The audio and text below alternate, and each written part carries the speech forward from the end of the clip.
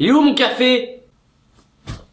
Me jugez pas, on garde tous un peu ce côté enfant pourri gâté. D'ailleurs, ce que vous avez vécu étant enfant joue beaucoup maintenant que vous êtes grand et à peu près bien foutu. Si certains ont su se détacher de ce côté innocent et un peu crédule, d'autres se refusent à quitter Courage, Rebelle et Woody. Et comme je les comprends.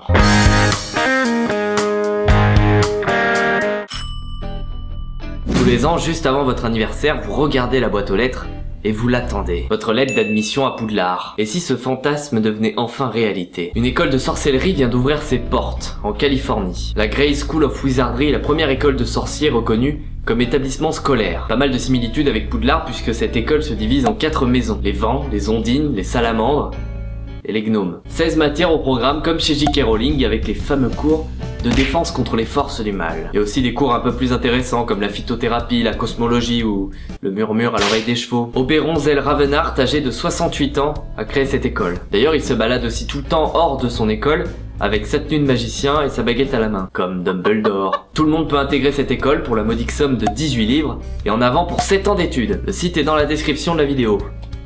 Bande de moldus. Restons dans le monde merveilleux de la magie. Un hôtel londonien, le Georgian House, propose des chambres à l'effigie du dortoir de Gryffondor, encore une fois, dans Harry Potter. Les chambres ont été fidèlement modélisées pour être une copie conforme des chambres du livre. Les couleurs, le bois, la pierre, les vitraux aux fenêtres. Dormez aux côtés de ce bon vieux Harry, avec sa grosse baguette. En plus de la chambre, le tarif comprend une petite escale aux locaux de Warner Bros, là où se déroule le tournage de la saga. 2 chambres sont proposées, à savoir celle en couple et celle pour les gens seuls. Attention aux détraqueurs. Tout ça a un prix puisque 360 € la nuit.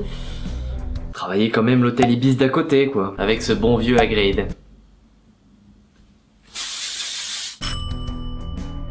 Quittons les balais et les baguettes et travaillons le cube. Un homme a réussi un Rubik's Cube en 7h30 minutes. Attendez. Vous, votre Rubik's Cube, c'est celui-là. Ça, c'est une taille à peu près standard de 3 x 3 x 3. Avant de vous donner la taille du sien, sachez qu'il résout le vôtre en 6 secondes environ. Et maintenant, voilà le sien.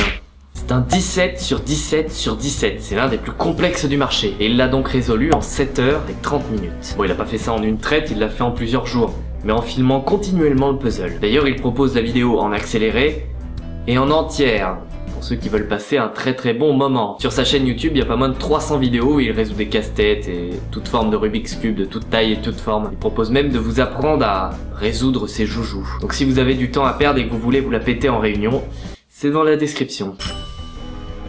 Le Néerlandais a eu quelques difficultés à vendre sa maison. Et pourtant, elle a beaucoup d'atouts. 250 mètres carrés, 5 chambres, 2 hectares de jardin.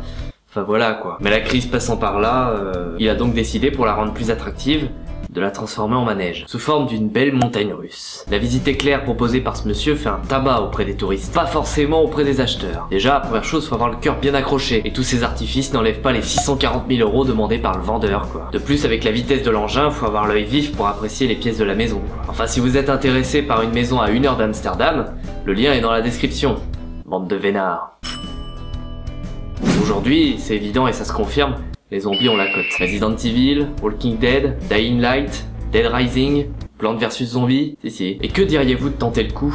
Grandeur nature. Frissonnant, n'est-ce pas? Bien à Londres, une société vous propose de reproduire une apocalypse zombie. Prenez une grande bâtisse désaffectée, une trentaine d'acteurs zombies formés à l'école du zombie dirigée par Axel Nobel, ancien militaire, et faites entrer les protagonistes dans une aventure horrifiante. L'action se déroule la nuit tombée dans les rues d'un Londres qui aurait sombré dans la violence après une épidémie de zombies destructrice, et où une élite corrompue aurait fait main basse sur les réserves en eau potable, assoiffant le reste de la population.